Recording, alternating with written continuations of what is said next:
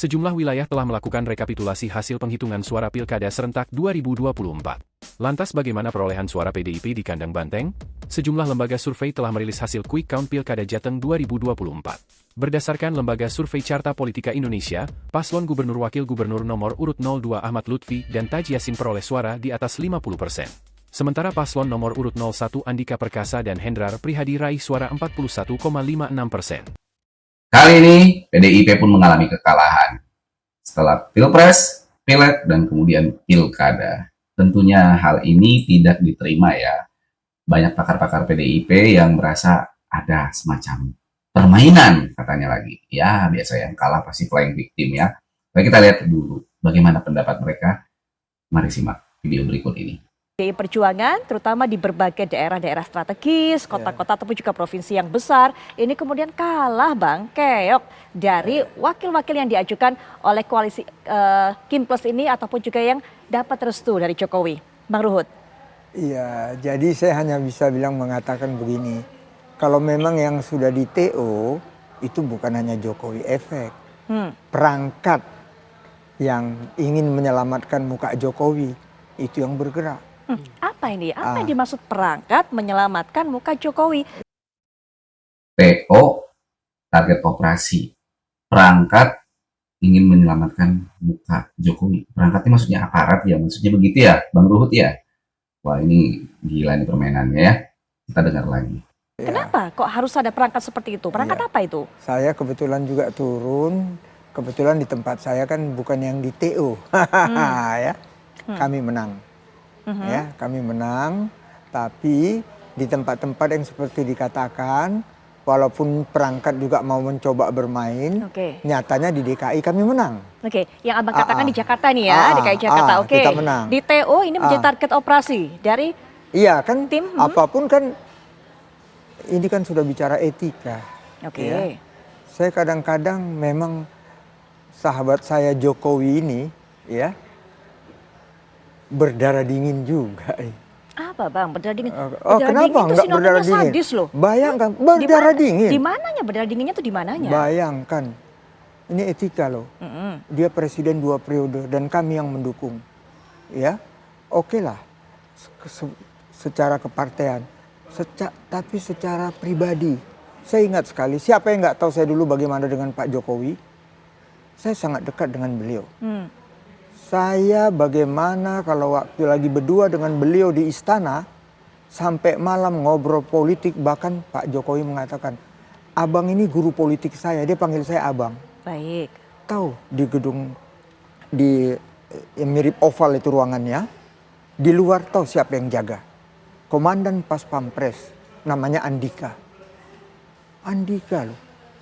Ya, bagaimana Andika itu semangat Sabta Marga, Sumpah prajurit sebagai seorang Kopassus, komandan Pas Pampres, ya, beliau menjaga. Apa tidak berdarah dingin? Di mana etikanya? Saya melihat dari Kalimantan, saya kerja, saya juga dapat tugas untuk Kalimantan, tapi saya lihat TV, dia bagi-bagi kaos loh untuk memenangkan calon yang tadi dikatakan Jokowi efek. Oke, dari target operasi kemudian dibilang ada aparat.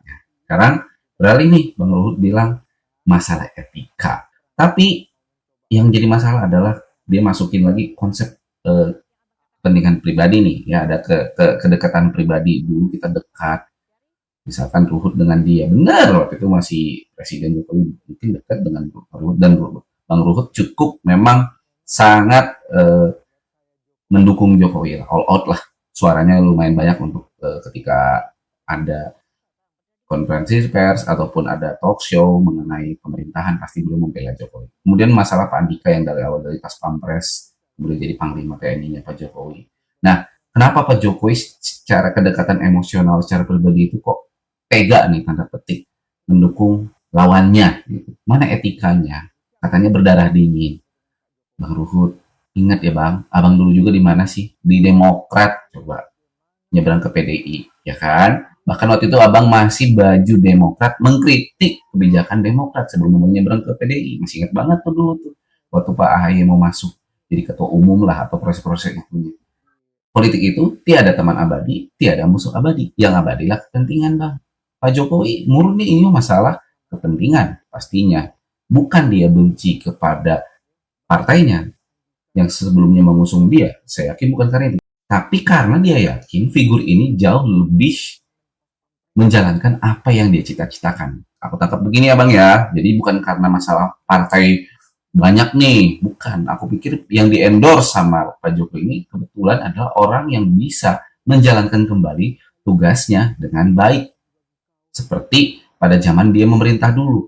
Memang Pak Ganjar gimana? Ya lihat aja lah hasil di Pilpres kemarin. Sebenarnya kan banyak blunder juga gitu. Nah, mungkin gara-gara itu juga lah mungkin Pak Jokowi memilih lawannya Pak Andika tadi. Itu contoh kalau ini Jawa Tengah Bang. Jadi jangan masukkan dulu lah masalah pribadi, etika. Lah dalam politik memang bagaimana sih? Dulu Bu Mega gimana? Waktu zaman Mega Pro lawan Pak SBY 2009. Coba 2014 dia memajukan Pak Jokowi. Itu kan sakit hati banget Pak Prabowo. Ketika Pak Prabowo diajak masuk 2019 ke kabinet, itu salah satu rekonsiliasi dong Bang gitu loh. Jadi janganlah seolah-olah kayak etika-etika. Tapi kita sendiri juga lihat dong. Faktanya PDIP juga ada melakukan sesuatu yang tidak benar kan sebelumnya gitu. Melanggar etika juga kan. Yang lakukan Pak Jokowi ya sah saja, orang di warga negara biasa kan. Kalau memang dia endorse dan ada dampak powernya, berarti pertanyaannya penting nih Bang. Berarti beliau sepertinya punya kekuatan yang masih luar biasa, dicintai oleh rakyat. Beda kan sama presiden sebelumnya mau endorse gimana? Anaknya aja mau jadi ketua partai susahnya setengah mati kan presiden sebelumnya. Sebelum Pak Jokowi, ngerti kan Bang? Abang juga di situ kok waktu itu. Nah, ini buktinya rakyat masih cinta berarti Bang. Gitu, bukan cinta ke partai Abang, tapi cinta ke figurnya. Oke, kita lihat dulu deh, kita lanjut. Ya. Dan seperti yang saya katakan, perangkat di sekelilingnya apa nggak bermain? Yang tahu nggak enak nanti seujon. Tanyakan kepada rumput yang bergoyang. Baik, Abang sampai di situ. Nah, ini dia bikin seolah kayak perangkat ikut bermain katanya di sini. Tapi dia nggak menjelaskan dengan detail. Perangkat yang macam apa? Ya perangkat dia pasti ada mau ikut mengawasi, ya mengawasi jelas. Kalau nggak kan nggak tertib dong Bang. Tapi jangan dituduh seolah-olah perangkat juga yang mengintimidasi. Ya nggak gitu juga. Buktikanlah Bang, gitu. Jangan omongan wawancara atau politik. Jangan omongan pengacara plus politik juga di sini kan jadi menggiring opini. Gaya-gaya Abang mirip kayak sekjen Abang jadinya gitu. Bukannya menyatukan malah memperpecah. Gitu loh Bang. Ya kasih tahu lah perangkat yang macam mana gitu loh Bang. Kemudian hal ini akan disikapi oleh sekjen dari Projo ya. Kita lihat apa tanggapan beliau terhadap pernyataan Bang Ruhut ini. Ya, saya tidak perlu berspekulasi atau menanggapi Bang Ruhut tuduhan bahwa perangkat segala macam. Tetapi ada fakta politik bahwa Pak Jokowi ini presiden yang memang dicintai oleh rakyatnya. Sampai akhir jabatannya approval ratingnya sangat tinggi.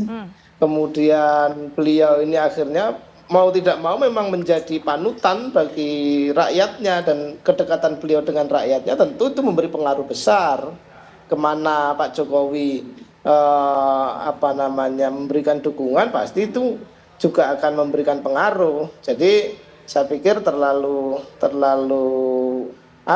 mengada-ada kalau kemudian ketika faktor Pak Jokowi yang memang begitu luar biasa, begitu berpengaruh di masyarakat, kemudian dibelokkan menjadi sekedar ini ada perangkat yang begini. Saya pikir enggak begitu. Tapi ada fakta politik, kita nggak bisa mengingkari bahwa memang faktor Pak Jokowi, misalnya kemarin Pilpres, ya kan, Pilpres faktor Pak Jokowi besar sekali. Begitu rakyat memahami bahwa Pak Jokowi condong dan mendukung Pak Prabowo, ya rakyat ngikutin. Kemudian demikian juga terjadi ketika pilkada. Ini karena apa? Karena memang faktor Pak Jokowi yang sangat dicintai rakyatnya. Itu saja. Jadi ya saya pikir apalagi posisi sekarang Pak Jokowi sebagai warga negara yang bukan presiden lagi, Ya. ya beliau juga punya hak untuk kemudian menyuarakan aspirasi politiknya, berkampanye segala macam, nggak ada masalah. Dan itulah ini menunjukkan memang figur Pak Jokowi ini sangat mempengaruhi keputusan politik rakyat. Oke, kejawab ya. Faktor Pak Jokowi masih dicintai oleh rakyat. Halo, Pak Presiden-Presiden sebelumnya dicintai rakyat nggak? Itu jadi pertanyaan. Kan dia ngendorse juga, gitu loh. Kalau ngendorse tapi nggak sampai pengaruh, ya jangan disalahin dong Pak Jokowinya. Kan sama-sama warga biasa sekarang, gitu. Apakah Pak Jokowi masih punya power? Ya segimana sih powernya beliau, gitu loh.